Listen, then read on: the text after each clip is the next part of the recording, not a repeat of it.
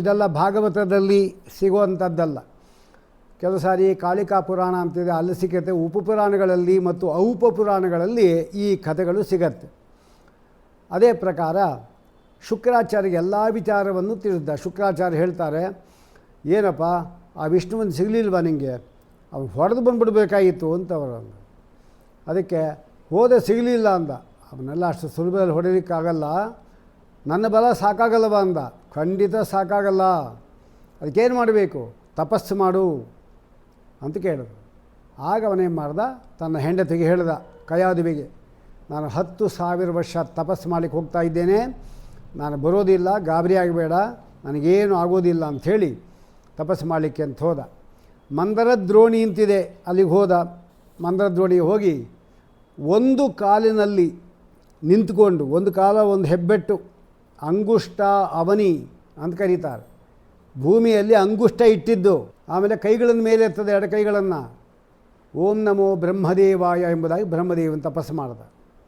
10,000 ವರ್ಷ ತಪಸ್ಸು ಮಾಡಿದಾಗ ಅವನ ತಪಸ್ಸೇನಿದೆ ಅದನ್ನು ಭಂಗ ಮಾಡಬೇಕು ಅಂಥೇಳಿ ಎಲ್ಲ ರೀತಿಯಾದ ಅಪ್ಸರಾ ಸ್ತ್ರೀಗಳನ್ನೂ ಕಳಿಸ್ಕೊಟ್ಟ.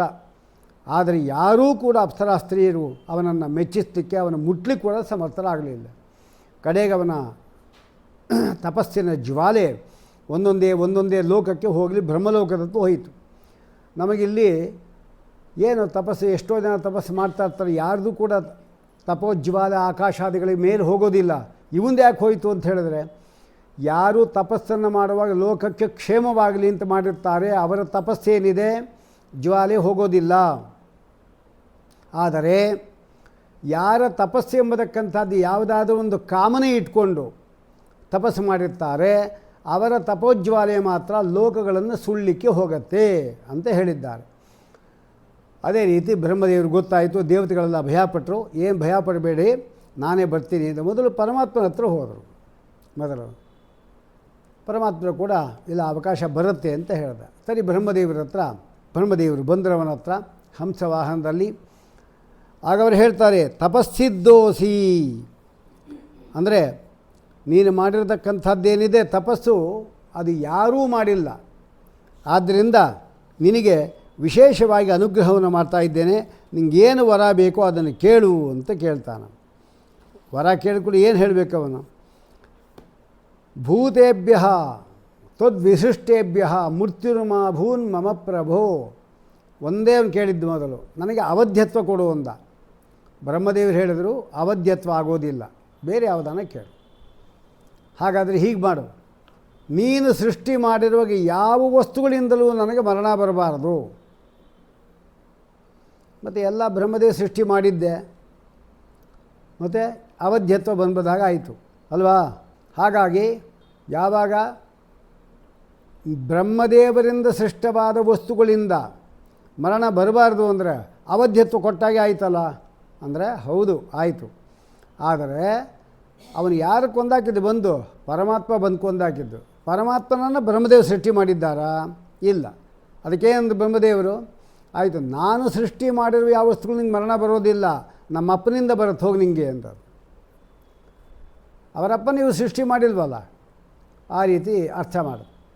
ಆಮೇಲೆ ಭೂತೇಭ್ಯ ತದ್ವಿಶಿಷ್ಟೇಭ್ಯ ಮೃತ್ಯುರ್ಮಾಭೂನ್ ಮಮ ಪ್ರಭೋ, ನನಗಂಥ ವರವನ್ನು ಕೊಡು. ಅಲ್ಲದೆ ಇನ್ಯಾವುದು, ಇನ್ನು ಹೇಳ್ತಾನೆ, ಯದಿ ದಾಸ್ಯಸಿ ಅಭಿಮತಾನ್ ವರಾನ್, ನಾಂತಹ ಮನೆಯ ಒಳಗೆ ಆಗಲಿ, ನಾ ಬಹಿಹಿ ಹೊರಗೆ ಆಗಲಿ. ಮನೆ ಒಳಗೆ ಸಾಯಬಾರ್ದು, ಹೊರಗೆ ಸಾಯಬಾರ್ದು. ನಾವು ಮನೆ ಒಳಗೆ ಸಾಯೋದು, ಹೊರಗೆ ಸಾಯೋದು. ಇನ್ನು ಆಕಾಶದಲ್ಲಿ ಸಾಯ್ತೀವಿ ನಾವು. ಆಮೇಲೆ ದಿವಾನಕ್ತಂ, ಹಗಲು ಸಾಯಬೇಕು, ರಾತ್ರಿ ಸಾಯಬೇಕು. ಸಂಧ್ಯಾಕಾಲ ಒಂದಿದೆ, ಅದು ಅವನು ಕೇಳಲಿಲ್ಲ. ಯಾಕೆಂದರೆ ಸಂಧ್ಯಾ ವಂದನೆ ಮಾಡ್ತಾ ಇದ್ದಿರ್ತಾನೆ, ಅವನು ಸಂಧ್ಯಾಕಾಲ ಇದೇನು ಗೊತ್ತಾಗೋದು, ಗೊತ್ತಾಗಲಿಲ್ಲ. ಪರಮಾತ್ಮ ಸಂಧ್ಯಾಕಾಲವನ್ನೇ ಆರಿಸ್ಕೊಂಡ, ಇಂಥ ಕಾಲವನ್ನು ಆರಿಸ್ಕೊಂಡ ಅವನು. ಅಂದಮೇಲೆ ದಿವಾನಕ್ತಂ, ಹಗಲಾಗಲಿ ರಾತ್ರಿ ಆಗಲಿ ಸಾಯಬಾರ್ದು. ಆಮೇಲೆ ಅನ್ಯಸ್ಮಾದಪಿ ಚಾಯುದೈಹಿ, ಯಾವುದೇ ಆಯುಧಗಳಿಂದಲೂ ಕೂಡ ನಾನು ಸಾಯಬಾರದು. ನ ಭೂಮೌ ನ ಆಂಬರೆ, ಮತ್ತು ವಿಮಾನದಲ್ಲಿ ಹೋಗ್ತಾ ಇದ್ದು ಸಾಯ್ಬೋದಲ್ಲ, ಘಟೋಕೆ ಮೇಲೆ ತಾನೇ ಸತ್ತಿದ್ದು, ಅದಕ್ಕೋಸ್ಕರವಾಗಿ ಮೇಲೂ ಕೂಡ ಸಾಯಬಾರ್ದು ಅಂತ ಕೇಳ್ದ. ಆಮೇಲೆ ನಾ ನರೈಹಿ, ಮನುಷ್ಯರಿಂದಾಗಲಿ, ನ ಮೃಗೈಹಿ, ಮೃಗಗಳಿಂದಾಗಲಿ ಮರಣ ಬರಬಾರ್ದು ಅಂದ. ನೋಡಿ ಪರಮಾತ್ಮ ಏನು ಮಾಡ್ದ, ನರಮೃಗ ವೇಷ ಹಾಕ್ಕೊಂಡ. ಅದಕ್ಕೆ ಯಾವುದೇ ಆಯುಧಗಳಿಂದ ಮರಣ ಬರಬಾರ್ದು ಅಂತ, ಅದಕ್ಕೆ ತನ್ನ ಕೂರುಗುರಿಂದಲೇ ಕತ್ತರಿಸಾಕ್ದ ಅವನನ್ನು. ಅದೇ ಬ್ರಹ್ಮದೇವರ ವರವನ್ನು ಮೀರೋದು ಏನು ಪರಮಾತ್ಮನಿಗೆ ದೊಡ್ಡದೇನಲ್ಲ, ಆದರೂ ಕೂಡ ಅವನು ವರ ಕೊಟ್ಟಿದ್ದಾನೆ. ಅದಲ್ಲದೆ ಇನ್ನು ಮುಂದಿನವರೆಲ್ಲ ಅವನ ವರಕ್ಕೆ ಬಗ್ಗಬೇಕಲ್ಲ, ಅದಕ್ಕೋಸ್ಕರವಾಗಿ ಆ ರೀತಿ ಮಾಡಿದ್ದಾನೆ. ಆಮೇಲೆ ಬದುಕಿದ್ದವರಿಂದಾಗಲಿ ಅಥವಾ ಸತ್ತವರಿಂದಾಗಲಿ ಮರಣ ಬರಬಾರ್ದು ಅಂತಾನೆ. ಬದುಕಿದ್ದವರಿಂದ ಮರಣ ಬರುತ್ತೆ, ಸತ್ತವರಿಂದ ಮರಣ ಬರೋದು ಹೇಗೆ ಅಂದರೆ, ಎಷ್ಟೋ ಜನ ಹಿಂದೆಲ್ಲ ತಮಗೆ ಅತ್ಯಂತ ಪ್ರೀತಿಪಾತ್ರನಾದ ವ್ಯಕ್ತಿ ನಮಗೆಲ್ಲ ಬೇಕಾದ ಸಾಕ್ತಾ ಇದ್ದ, ಆ ವ್ಯಕ್ತಿ ಸತ್ತೋದ ಅಂದರೆ ಮತ್ತು ಅವನೇ ಸತ್ತೋದ, ನಾವ್ಯಾಕೆ ಬದುಕಿರಬೇಕು ಅಂತ ಎಷ್ಟೋ ಜನ ಚಾಕುಗಳು ಹಾಕ್ಕೊಂಡು ಸತ್ತೋಗ್ತಾಯಿದ್ದು ರಾಜಗಳೆಲ್ಲ, ರಾಜರಂಥ ಕಾಲದಲ್ಲಿ. ಗಂಡನು ಹೋದ ಅಂಥೇಳಿ ಹೆಂಡತಿಯು ಕೂಡ ಸಗಮನ ಮಾಡ್ತಾಯಿದ್ರು ಅಲ್ವಾ, ಅದು ಅವನು ಸತ್ತಿದ್ದಕ್ಕಾಗಿ ಸಾಯೋದು. ಹಾಗೆ ಘಟೋತ್ಕಜ ಏನಿದ್ದಾನವನು ಕರ್ಣನಿಗೆ ಕೊಟ್ಟಿರ್ತಕ್ಕಂಥ ಇಂದ್ರದೇವರ ಶಕ್ತಿ ಆಯುಧದಿಂದ ಸತ್ತ. ಸಾಯುವಾಗ ಆಲೋಚನೆ ಮಾಡ್ದ, ಹೇಗಿದ್ದು ನಾನು ಸಾಯ್ತಾ ಇದ್ದೀನಿ, ದೊಡ್ಡ ಶರೀರ ತೆಗೆದುಕೊಂಡು ಕೌರವರ ಪಕ್ಷದ ಮೇಲೆ ಬಿದ್ದೋದ್ರೆ ಎಷ್ಟೋ ಜನ ಸಾಯ್ತಾರಲ್ಲ, ದೊಡ್ಡ ಶರೀರ ತೆಗೆದುಕೊಂಡು ಅವನು ಬಿದ್ದೋದ. ಒಂದು ಅಕ್ಷೋಹಿಣಿ ಸೈನ್ಯ ಸತ್ತೋಯ್ತು. ಹಾಗೆ ಇದು ಸತ್ತವರಿಂದ ಮರಣ ಬರೋದು. ಸುರ ದೇವತೆಗಳಿಂದಾಗಲಿ, ಅಸುರ ರಾಕ್ಷಸರಿಂದಾಗಲಿ, ಮಹಾಸರ್ಪಗಳಿಂದಾಗಲಿ ಮರಣ ಬರಬಾರ್ದು. ಅಷ್ಟೇ ಅಲ್ಲ, ನಾ ಶುಷ್ಕೇಣ ಅದು ಕೇಳಿದ್ದಾನೆ, ಅಂದರೆ ಒಣಗಿರತಕ್ಕಂಥ ವಸ್ತುವಿನಿಂದ, ಹಸಿಯಾದ ವಸ್ತುವಿನಿಂದ, ನೀರಿನಿಂದ, ಬೆಂಕಿಯಿಂದ, ಕಟ್ಟಿಗೆಯಿಂದ, ಕೀಟ, ಸಣ್ಣ ಸಣ್ಣ ಪ್ರಾಣಿಗಳ ಕೀಟ, ಪಾಷಾಣ, ಕಲ್ಲು, ವಾಯುವಿನಿಂದ, ನಾ ಆಯುಧಗಳಿಂದ, ಶೂಲದಿಂದ, ನೋಡಿ ಶಿವನ ಶೂಲ ಏನು ಮಾಡೋಗಿಲ್ಲ, ಶೈಲೇನ ಪರ್ವತಗಳಿಂದ, ನ ಮಾನುಷೈಹಿ ನ ಸುರೈಹಿ ಅಸುರೈರ್ವ ಗಂಧರ್ವೈಹಿ ನ ರಾಕ್ಷಸೈಹಿ, ಇದೆಲ್ಲ ಆಮೇಲೆ ಕೇಳಿ ನರಸಿಂಹಪುರಾಣ ಹೇಳೋದವನು. ಆಮೇಲೆ ನ ಕಿನ್ನರೈಹಿ ನ ಯಕ್ಷೈಹಿ ವಿದ್ಯಾಧರ ಭುಜಂಗಮೈಹಿ ನ ವಾನರೈಹಿ. ಕೆಲವರೆಲ್ಲ ಹಿಂದೆ ವರ ಬೇಡ್ಕೊಂಡ್ರು, ಏನಂತ ಅಂದರೆ ನನಗೆ ನರ ಮತ್ತು ವಾನರ ಬಿಟ್ಟು ನನಗೆ ಯಾವುದರಿಂದ ಮರಣ ಬರಬಾರ್ದು ಅಂತ ಕೇಳಿಬಿಟ್ರು.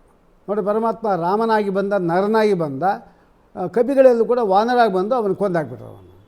ಅದಕ್ಕೆ ಅವನು ಅದು ಕೇಳಿಬಿಡ್ತಾ ಇದ್ದಾನೆ, ಮೃಗ ನೈವ ಮಾತೃಗಣೈರಪಿ, ಮಾತೃಗಣ ಅಂತಿದೆ, 16 ಮಾತೃಗಳಿದ್ದಾರೆ ನಾವು, ಗೌರೀಂ ಪದ್ಮಾಂ ಶಚೀಂ ಮೇಧಾಂ ಸಾವಿತ್ರಿ, ಇದು ಮಾತೃಗಣ. ಅದರಿಂದ ಮರಣ ಬರೋದು ಬೇಡ. ನಾಭ್ಯಂತರೇ ಒಳಗೆ ನಭಾಖ್ಯೆ ನಾಣ್ಯೈಹಿ ಮರಣ ಹೇತು, ಇನ್ಯಾವುದಾದರೂ ಸಾಯೋದಕ್ಕೆ ಹೇತುಗಳಿದ್ದರೆ ಯಾವುದದು? 108 ವಿಧವಾಗಿರ್ತಕ್ಕಂಥ, ನಮಗೆ 10,000 ವಿಧವಾಗಿರ್ತಕ್ಕಂಥ ಜ್ವರಾದಿಗಳಿದಂತೆ ಮನುಷ್ಯರನ್ನು ಕೊಲ್ಲಿಕ್ಕೆ, ಅಷ್ಟು ರೋಗಗಳು ಏನೋ ಬಂದು ಸಾಯಲಿಕ್ಕೆ ಒಂದು ಅವಕಾಶ ಇದೆ. ಅದು ಯಾವುದೂ ನಂಗೆ ಬರಬಾರ್ದು. ಹೀಗಾಗಿ ನಿನ್ನ ಪ್ರಾಸಂಗ ನನಗೆ ಮರಣ ಬರಬಾರ್ದು ಅಂತ ಕೇಳಿಕೊಂಡಾಗ ಎಲ್ಲ ಲೋಕಪಾಲಕರು ಅವರ ಶಕ್ತಿ ನಂಗೆ ಬಂದಿರಬೇಕು ಅಂತ ಇಷ್ಟೆಲ್ಲ ಹೊರಗಡೆ ಕೇಳ್ಕೊಂಡಿದ್ದಾನೆ. ಬ್ರಹ್ಮದೇವರೆಲ್ಲದಕ್ಕೂ ಆಯಿತು ಆಯಿತು ಆಯಿತು ಅಷ್ಟೇ, ಆಗಲಿಪ್ಪ ಆಗಲಿ ಆಗಲಿ ಅಂದರು.